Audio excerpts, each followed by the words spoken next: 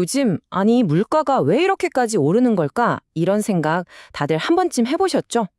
얼마 전 한국금융연구원에서 아주 흥미로운 보고서가 하나 나왔는데 여기에 그 힌트가 숨어 있더라고요. 그래서 오늘은 이 자료를 바탕으로 우리가 잘 몰랐던 우리나라 물가 정책의 숨겨진 이야기를 한번 파헤쳐 보겠습니다. 매일 장을 보고 외식을 할 때마다 지갑이 가벼워지는 느낌, 다들 공감하시죠? 보통은 그냥 경기가 안 좋나 보다 하고 막연하게 생각하기 쉽잖아요. 그런데 말이죠. 그 진짜 원인을 들여다보면 생각보다 훨씬 복잡하면서도 또 어떻게 보면 아주 명확한 이유가 있습니다. 자, 그럼 해법을 차리려면 일단 문제부터 제대로 알아야겠죠. 우리가 그냥 뭉뚱그려서 인플레이션이라고 부르는 이 현상 있잖아요. 이게 사실은 얼굴이 하나가 아니에요. 완전히 다른 두 개의 얼굴을 가지고 있거든요. 인플레이션, 다들 아시겠지만 간단히 말하면 돈의 가치가 떨어지는 거잖아요.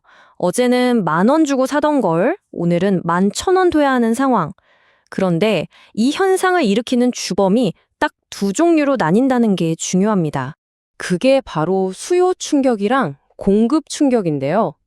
수요 충격은 파티가 너무 신나서 사람들이 막 몰려드는데 음식은 그대로인 상황? 돈은 넘쳐나는데 물건이 부족한 거죠.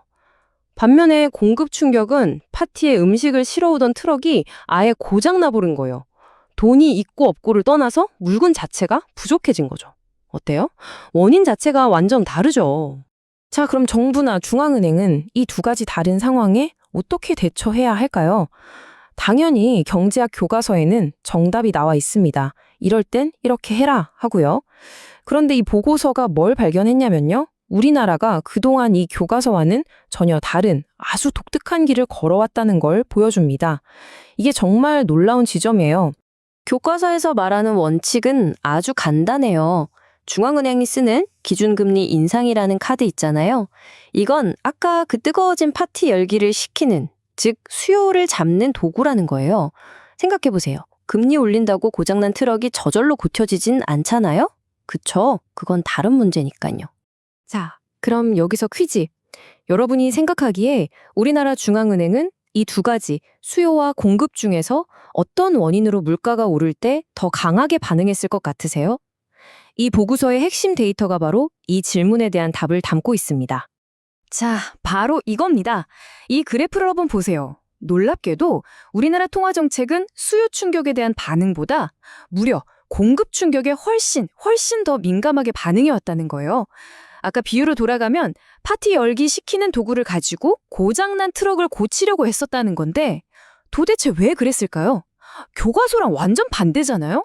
네, 수요를 잡는 도구로 공급 문제를 해결하려고 했던 이유, 보고서는 그 답이 바로 우리나라 경제가 가진 아주 독특한 체질, 말하자면 경제 DNA에 있다고 설명합니다. 겉으로 보기엔 좀 이상해 보여도 그 속을 들여다보면 나름의 아주 현실적인 이유들이 있었습니다. 일단 첫 번째 이유. 우리나라는 아시다시피 기름 한 방울 안 나잖아요. 에너지, 원자재, 거의 다 수입에 의존하죠. 그러니까 국제 유가가 확 오르면 이건 그냥 남의 나라 얘기가 아니라 바로 우리 집 장바구니 물가에 직격탄이 되는 거예요. 이걸 그냥 보고만 있을 순 없는 거죠. 두 번째는 우리가 수출로 먹고 사는 나라라는 점이에요. 외부 충격 때문에 국내 물가가 불안해지면 환율이 널뛰기를 할 수 있거든요. 그럼 우리 기업들 수출 경쟁력에 바로 빨간불이 켜지는 겁니다. 그러니 환율을 안정시키는 것도 정말 중요한 목표 중 하나인 거죠. 그리고 마지막 세 번째, 바로 금융 안정 문제입니다. 만약 교과서대로만 한다고 금리를 확 올려버리면 어떻게 될까요? 이미 어마어마한 수준인 가계부채가 그 이자 부담을 감당하지 못하고 터져버릴 수 있어요. 이건 경제 전체를 뒤흔들 수 있는 시한폭탄 같은 거라 정말 조심스럽게 다룰 수밖에 없었던 겁니다. 자, 이렇게 들어보니까 우리나라만의 특수한 사정 때문에 어쩔 수 없는 선택이었겠다 싶기도 하죠. 하지만 보고서는 바로 이 지점에서 경고를 합니다. 이런 방식이 결국엔 대가를 치르게 될 수 있다는 거죠. 바로 부작용입니다. 보고서의 표현을 빌리자면 이렇습니다. 원인을 가리지 않는 이런 접근은 결과적으로 미온적인 인플레이션 대응으로 이어질 수 있다.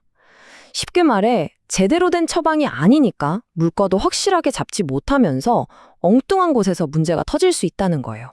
보고서가 말하는 그 엉뚱한 문제가 바로 자산시장 과열입니다. 우리가 잡고 싶었던 건 밥상 물가, 생활 물가인데 정작 엉뚱하게 아파트 값이나 주식 가격 같은 자산 가격만 들썩이게 만드는 결과를 낳을 수 있다는 아주 뼈아픈 지적이죠. 그렇다면 대안은 뭘까요? 다행히 보고서는 문제 제기에서 그치지 않고 앞으로 우리가 가야 할 길을 아주 명확하게 제시하고 있습니다. 한마디로 이제는 좀 더 정교해져야 한다는 겁니다. 핵심은 두 가지입니다. 첫째, 원인에 맞는 맞춤형 처방을 하자는 거예요.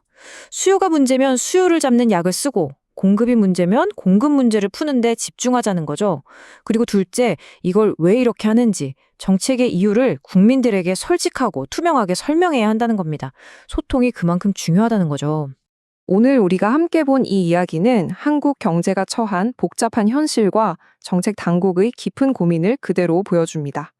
과연 우리의 경제정책은 이 보고서가 제안하는 것처럼 원인을 정확히 도려내는 수술용 메스처럼 정교해질 수 있을까요? 아니면 앞으로도 계속 원인을 가리지 않고 내리치는 무딘 망치에 머무를까요? 그 선택의 결과는 우리 모두의 삶에 직접적인 영향을 미칠 겁니다.